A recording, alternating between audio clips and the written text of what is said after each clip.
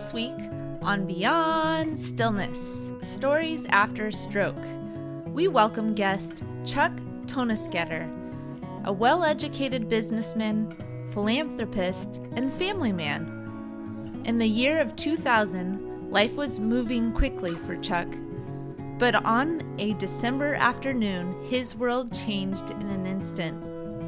Confused as the signs of stroke appeared, his luck took over. The ski patrol nurse on duty knew just what to do. Chuck received proper and timely care, which improved the outcomes of his recovery. Within the next couple years, he worked to regain abilities while also co-founding a life-saving foundation. Today, Chuck Toeniskoetter shares how his experience inspired him and the Stroke Awareness Foundation to establish certified stroke centers in Santa Clara County, obtain ambulance redirection for stroke victims to certified stroke centers, and raise stroke awareness. Thank you for joining us for part 2, Chuck Toeniskoetter's interview. Beyond Stillness, Stories After Stroke is made possible by our guests and tax-deductible donations from friends and listeners like you. Join us in empowering stroke survivors with stories of wisdom, purpose, connection, and hope at www.beyondstillness.org. Hello and welcome to Beyond Stillness, Stories After Stroke. Stroke offers a powerful, life-changing shift in perspective. Each colorful memory creates a parable for life's greater teachings, a compass for journeys ahead, and inspired wisdom for unique growth.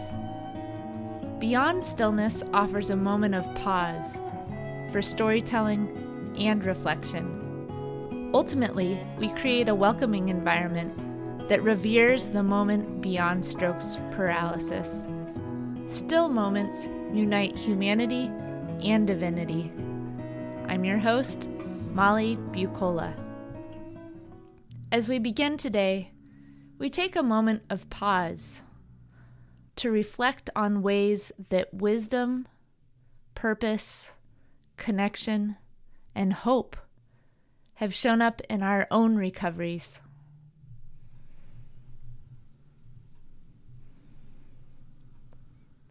And we give thanks. Now, Chuck Toeniskoetter's interview. Chuck, thank you for sharing your story. At one point you said stress was the most significant factor in causing your stroke. And you mentioned stepping away from work for a bit. In addition to that, how did you change your daily routine to keep the stress level down? When you read the assumed causes of stroke, high blood pressure, alcohol, all kinds of different things that are typically related thoughtfully to stroke. And so the relief of stress is important. We all live under stress. There's no walking away from it. It's part of our daily lives, especially in the United States. It's just the way we work. So finding ways to relieve that stress is extremely important. The ways to do it are just to take time off, re-engage or engage with your family and focus on that. It is to physically exercise so that you take your mind off of other things. The idea of succession planning and getting other people to step up and do other things help release the stress. And so it was obviously work because it's been almost 24 years. Yeah. And you mentioned releasing control to other people within your companies. Sometimes it's hard for us to do that when we're going through daily life. We're like, how can the world go on without us? And then we realize when we empower other people to do things within the company, it raises the company as a whole. And you were able to do that. Meanwhile, when you were able to release that, another opportunity came your way. And that's when Pat Dando and Chuck Hoffman approached you. It was an opening in a way. Well, interestingly enough, the time I had the stroke to accomplishing all the things you just described wasn't a year or 2 years. It took 10 years to do all that. And it's just a matter of setting the course and then allowing the right time to make it happen in the correct way. No, when Chuck and Pat came to me, it added one more thing onto the pile of things that I was involved in because I was extraordinarily busy at that time, professionally, philanthropically, and personally. And it was one of the reasons that I wanted to think about it very carefully before I got into it, because anything I get into all the way. And so it was just adding one more piece to the pile of what I was trying to unwind a little bit. However, as I said, they were so convincing, and Dr. Sashdev was so knowledgeable about what could be done. And things were waiting to happen this way, but just hadn't happened because no one was pushing it hard enough. And quite frankly, that's where Chuck Hoffman came in. Once we decided to do this and get into certified stroke center in a Santa Clara County as soon as possible at Good Samaritan Hospital, he went to Chicago and pushed these people to get it done. And he did. And right then and there, it opened it up. And it was, they say, the first one in California. It was the third in the United States. It just started right then. But I feel strongly that that prodding that Chuck did and our goal setting was a big reason why it moved forward when it did. And now, of course, there's 1,000 of them around the country. They're all over. And that's why I like our app, because it will highlight, no matter where you are in the United States, it will tell you where the closest stroke center is, certified stroke center. And that's pretty interesting when you figure there were none 18, 20 years ago. So anyway. Yeah. In your story, one, you said I was lucky, and two, you devoted a lot of your work ethic to what you believed passionately about, which is stroke awareness. And that has helped certify centers throughout the whole US, which, as many of our listeners know, saves lives and gives us a bigger chance of survival. And that's thanks to you and your efforts, not only in California, but across the country. I think there's a lot of people that undoubtedly played a role in that, but I know that we were certainly a focal point, and we're certainly an agitator to get this done. And I'm very happy that we did. And we were hopeful that there would be others. But the interesting part of it was Stanford was the second in Santa Clara County, basically. And then when we went to get redirection so that the ambulances all would take their stroke patients to the stroke centers instead of the closest hospital, which is where I would have been taken had not it been for Kathy, the nurse, in Bear Valley up in the Sierras, that incentivized every hospital in the county to get certified and to become stroke center. So when you have them all and you have redirection, the improvement in care for stroke victims is dramatic. Interestingly enough, and I will add this, my mother-in-law in Wisconsin, 9 months before my stroke, had a stroke while she was in the hospital. And you know what the answer was at that time? What? Get her ready for physical therapy. It wasn't, how can we take care of the stroke? How can we deal with a stroke? It wasn't in the language of the hospital environment in those days. They didn't know what to do. They weren't set up for it. And she was in a wheelchair for the next 7 to 8 years before she passed away. So coming 9 months later and having somebody take care of me the way that now stroke victims can be taken care of throughout the United States, yeah, it's a big improvement. It's significant. And some of the techniques now that can be used, such as thrombectomies, and that's TPA, but now there's another drug that's even faster and better. The care of stroke around the country is significantly better now, and it will be even better in another 10 years. It'll be amazing. So that's where we're going. And it's about time, because it's such a debilitating, horrible thing when it happens, and nobody knows when it's going to happen. You can sit and talk about a broken arm. You can sit and talk about a gallbladder, a kidney stone, all those things. You can get symptoms that know it's coming. Something's there. Something's bothering you, your heart, whatever case, whatever it can be. As you know, it doesn't work like that with stroke. It's bingo. There it is. And you better understand it, And that's why we did our public relations program to try to get people to really be able to understand they're having a stroke and get it taken care of. You've saved many lives in doing so. I think we saved some for sure. Yeah. More than some, Chuck.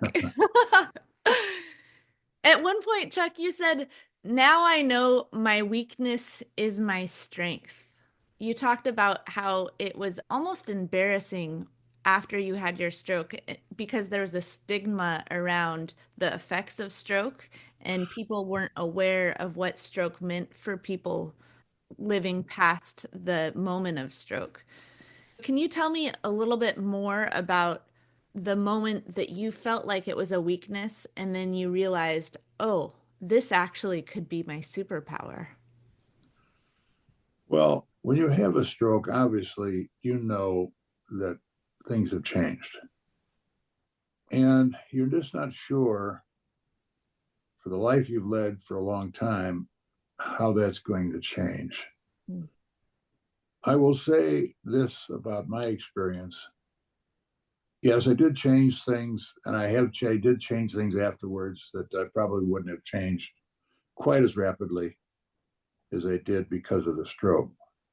The nice thing is that when you get back into your normal routine, if you can, after a stroke, there's not a limit again. The limit really is the risk you want to take in continuing to do what you like to do, bottom line of it. So for people who have had a stroke, work hard to get over that. That probably doesn't much afterwards, but he just did it differently. And it just depends on how you want to lead your life. But at least if you can work at getting back on your game, you have that choice to make. And it's a good one. Yeah. I love that you use the term limitless. You set your own limits. You work past limits. If you set a goal in the future, you can work towards that and also work past that. It's powerful. And it's a good way to put it, Molly. I'm paraphrasing what you said, Chuck. I also love that you used the quote from Winston Churchill, never, ever, ever give up. Yeah, I wouldn't say I'm a student of Winston Churchill, but I've read a lot about him because I found he was a fascinating man. The part that I was told, I'm not sure is true, but I know he used that phrase many times. That's just how he felt. That's how he expressed hope for the people of Britain, England during the Second World War. Yeah. And in some really desperate times. But I was told once that after the war, after Winston Churchill retired, they asked him to give the commencement address at Oxford and Cambridge. All the students there getting their diplomas, all their parents. And of course, he was there to do that. And when it came time for him to get up in front of all these people and give his address, he stood up in front of the microphone and he said, never, never, never give up. He turned around and went and sat down. That was it. That was his commencement address. I don't see how you could say any more. If that's true, whether it is or isn't, I love the story because it says a lot. And especially with stroke folks, because we all had to work afterwards to bring it back. You just don't have a stroke and walk out and you're 100%. You got to bring it back. And I think sometimes it can be very discouraging. It can be very hard. But what I've learned out of all this is that phrase, just never, never, never give up. And just get a little bit better every day. And, Chris Wilder goes through that all the time. A little bit better every week. That's what you do. And I keep encouraging a little bit better. And then sooner or later, you'll be surprised where you are. Builds on itself. It's true. It's true. Thank you for sharing that story, Chuck. That's a moment that all of us can find ourselves in. Winston Churchill said, never, ever, ever give up, and then let it sit in silence. Mm-hmm. And when we are in silence, everything starts to come in and connect with us as individuals. So we think of his words and how they connect with our own lives. And in a way, right now, you are sharing your words and your experience from 24 years ago all the way up until now, and offering that as a perspective for each of us to think about moments of connection and purpose in our own lives that we might not see right now, but maybe 24 years later, we'll be able to look back in a moment of silence and see how everything is connecting. Very well put, Molly. Yep, that's very well put. Thank you. Thanks, Chuck. Chuck, I'm wondering if you could sit with yourself at month 6 after returning home. What do you think you would say to yourself in that moment? Month 6 after the stroke. Yeah, when you were still trying to find your footing in life after the stroke. I guess there would be 2 things I would think of. Number one is just the urge, the need to continue to work on the physical side of things to come back. And 6 months, it took me a good year to 18 months to get pretty much on top of things, and about 2 years really to get to 96%.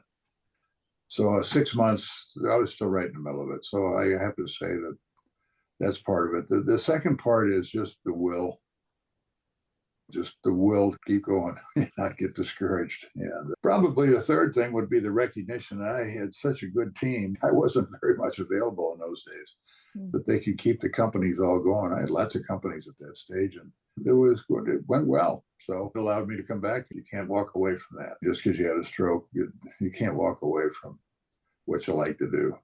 Mm-hmm. It's important you're able to keep doing that wherever you can. Absolutely. And it might look a little different after your stroke. And there are teams out there to help us get back to where we want to be. Mm-hmm. Exactly. Yeah. I had a lot of help with that. I love it. Can you think of 1 or 2 stroke survivors that you've met along the way that are particularly inspiring for you? Well, sure. Pat Dando and Chuck Hoffman. Yeah. It's easy. Mm-hmm. Yeah. Both of them fought through their strokes, got back on top of their game, and developed something that made a difference. Yeah. No, those are 2. One story that you told me in a prior conversation was that they wouldn't take no for an answer. I love that you called Chuck a bulldog for good. And that goes with Winston Churchill's quote, never, never, never give up. Mm-hmm. And you've had a lot of success with the Stroke Awareness Foundation in changing systems for the good. Mm-hmm. But when you run into people like that, it gives you a lot of incentive. Incentive. Yeah, to move on. Mm-hmm. Yeah. You're 24 years post-stroke. At this point in your life, how has stroke informed your perspective on life as a whole? Can change in a second. Life can change in a heartbeat. Yeah. And it does oftentimes for people in different ways. Not only stroke, but heart issues, physical issues. And that's part of life. That happens in different ways to different people. For our case, it was stroke at the time. And the one thing, for a stroke survivor that can come back and put it all back together, like you have, for example, is that when something else comes up, it's always a great example of how to get over that new issue. And as you get older, oftentimes you run into more and more and more of that with your friends, with yourself, with your family, etc. It's a part of life. And for me, I look back on that stroke 24 years ago and I say, being able to get back on top was a damn good example of how to do it no matter what you run into. And I guess it comes back a little bit to Winston Churchill. And whether it's in business, whether it's a disappointment with your family, whether it's a disappointment with the economy, whether it's a disappointment with the health issue, to a friend, or whatever it is, something that's really causes great pain or discomfort or whatever the case may be, you can go past it. You have to go past it. So those are important lessons. And I guess if I look back on the stroke, that's probably one of the things that helped me out anyway. And I hope it helps other people. Absolutely. When they think about that. Yeah, it's resilience. You've been through Part of it. something and you know that you can continue on. You've developed strength in that to either shift in a certain manner in order to still get to your goal, or take a step back, look at the full scene, and maybe reroute in a way that you get there differently. So You bet. there's one gal that shared her story. Her name is Toni Hickman, and her big question was, why me? Why did the stroke happen to me? And and yeah, exactly. And a lot of people ask that, why me? Come on. And her question then in response was, why not me? Molly, it's very interesting you say that, because when I got to the hospital in Sacramento, got my TPA, I was recovering in a hospital room, and my wife finally arrived. And it was very difficult to talk and very difficult to do anything, very, very hard time. But that was my question to her. And I'm thinking about it. I'm physically fit. I'm busy. I'm happy. I got a great family, all these things. And I said to her, why me? And she said exactly the same thing to me. Why not you? And what she was saying was, you lead a life of stress. You don't stop. You push constantly. You've got a target. This is the way you live. It's stressful. What she was really saying, would think about it. And sometimes these things happen because of that. And sometimes they happen because your body just says, okay, we're going to throw off a clot. And there it is. So it's a very relatable story. I'll never forget that. I'll never forget when I said, why me? And she said, why not you? And I said, holy cow, that's pretty hard. But then I got to thinking about it, and I said, you're right. She recognized it. So anyway, very similar experience. Yeah, that's the answer. Why not you? And as I listen to your story, Chuck, I hear, why not you? You've taken this experience and you've shifted systems in order to create a greater opportunity for stroke survivors. So of all the people in the world, you are someone who said, yes, I want to use my experience, why not me, to change the system and make it possible for more people to live, for more people to have a better outcome after stroke. Why me? Why not me? Well, you put it very, very well again, Molly. The interesting thing, though, that I will say, and I've said this many times, it's not me. It's Kathy. Why? Kathy identified the sign of stroke. Kathy got an ambulance or a helicopter to the place quickly as you could in the Sierra. It was 45 minutes. She redirected. And I got to it. She redirected to a place that had the right stuff to take care of it. Any of those things that have gone haywire, I'd be in a wheelchair. We wouldn't be talking like this. Any of them. So it was Kathy that set up the whole program that then we picked up and used from there. So I give all the credit in the world to Kathy. And I've done this 3 or 4 times. I did it with CNN when they interviewed me. I did it for the newspapers. Kathy, and she's still there. Kathy Schneider, she's still there. That lady deserves all the credit for all of the basis for all of this that we did. Because if I hadn't experienced it, I couldn't have worked to put it into place for everybody. Because Pat Dando and Chuck didn't experience it that way. Pat was in her home. Chuck drove herself to the hospital. Chuck was in a car, and his wife moved him over, took him to the hospital. But it wasn't somebody going through all these steps in a place that's miles from anything and it's 7,200 feet. I mean, honestly, Molly, that's the lady that deserves all the credit. And she fought to make it happen right, and it worked. And so that's why I say I'm a very lucky guy. And that luck then we took and put into place so other people could have the same breaks, put it that way, the same luck. Mm-hmm. And it's worked. Mm-hmm. And it's worked big time across the country. I'm real happy to see that. So, yeah. And you're giving credit to your team. You've given credit to Pat Dando. You've given credit to Chuck Hoffman and to Kathy. And there are a lot of people that you have worked with to make big things happen. You've talked about government officials. You've talked about hospitals. Everyone has listened to your experience and how that has been helpful. And they have, in their own way, said, yes, I also believe in this, and I want to make this happen too.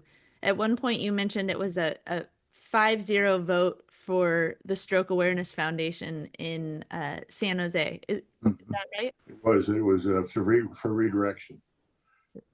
And it was opposed strongly by the county health official and many of the medical leaders in Santa Clara County. Why? Because they all represented their hospitals, and by redirection, they would lose patients. Mm. So this is a funny thing. You know, we had no axe to grind with anybody. We were not trying to do anything different. All we cared about was the community and the people. And that's what won. And all the special interests lost. And then they readjusted. And that's okay. It all worked. But the interesting part of all that was that those supervisors looked at this thing and said, this makes all the sense in the world for the people. For the people. So we're going to vote for it. And they did that twice, by the way. We had to go back in when we got comprehensive centers to get redirection and comprehensive. And it was fought again. And they voted 5-0 to do it. And we have that in place. Nothing's ever perfect, but it was really neat to see what those people, how they responded. That's why we have such a great country. Mm. That was something else. We did it. Yeah, that was, and they did it. And they voted for it. And it's everywhere. Now the redirection is it's not as common around the country as it is in Santa Clara County, but it's more and more so all the time. And it's easy to do, really. So.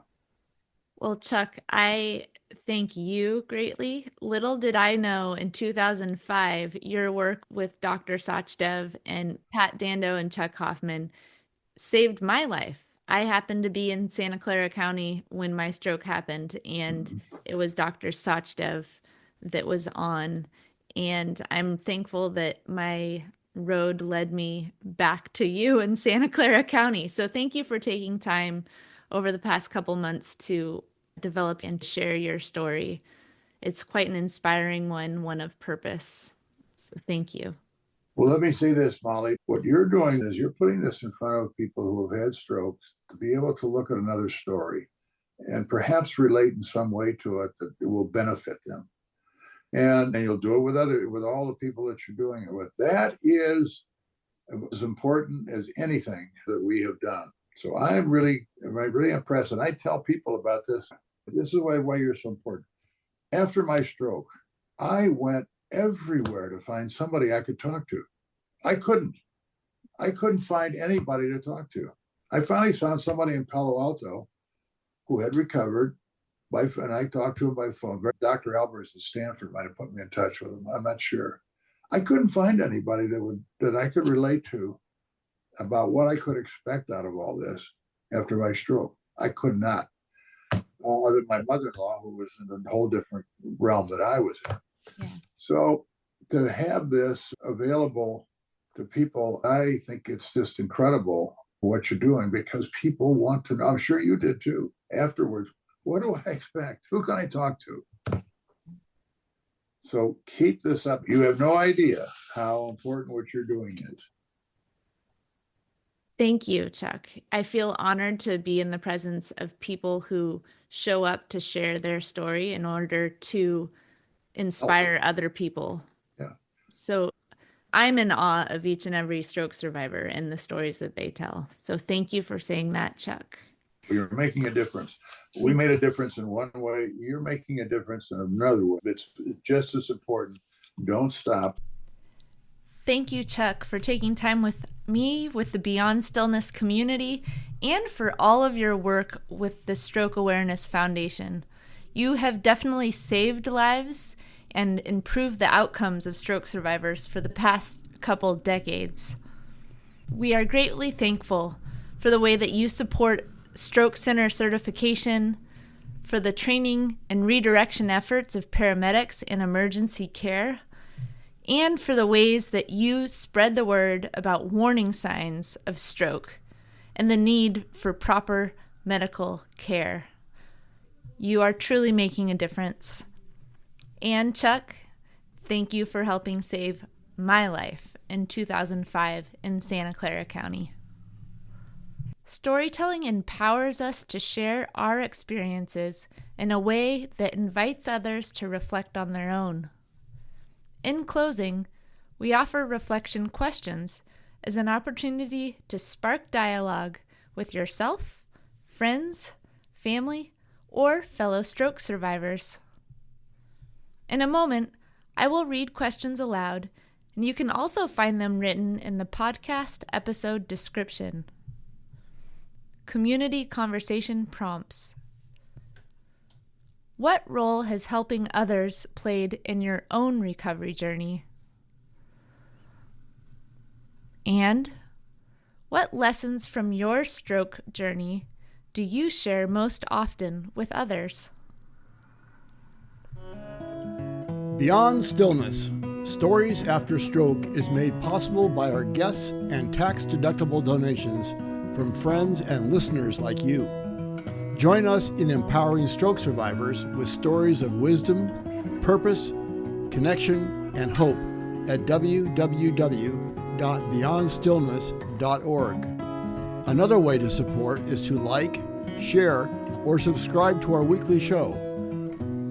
Thank you for listening to Part 2, Chuck Toeniskoetter's interview. For the full story, please listen to Part 1, Chuck Toeniskoetter's story.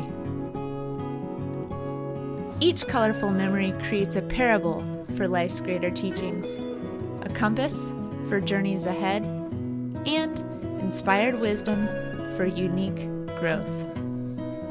Chuck's story reminds us that a person's determination can change an entire system. From navigating his own recovery to co-founding the Stroke Awareness Foundation, Chuck has shown how lived experiences can spark movements and even save lives. As we close, let's carry forward his message. Know the signs of stroke, act quickly, and always advocate for the best care. Together, we can build a future where every stroke survivor has the chance for a better outcome. Until next time, stay inspired, stay informed, and keep sharing stories that make a difference.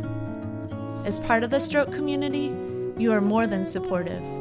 You are inspirational. If you are part of the stroke community and have a story you'd like to share on the show, please contact us. Email molly@beyondstillness.org.